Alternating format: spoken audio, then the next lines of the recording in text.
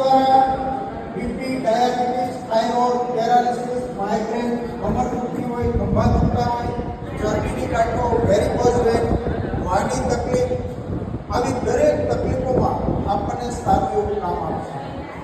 કારણ કે આપણા શરીરનું જે બ્લડ છે, આ બ્લડનું કામ શું છે? શરીરમાં પોષક તત્વોને પહોંચાડવા, ઓક્સિજનને પહોંચાડવો, પછી દરેક પ્રકારના વિટામિનને પહોંચાડવા, આપણી જે કંઈ ગ્રંથિઓ છે, હોર્મોન્સ છે, આ દરેકનું વહન લોહી કરવાનું છે.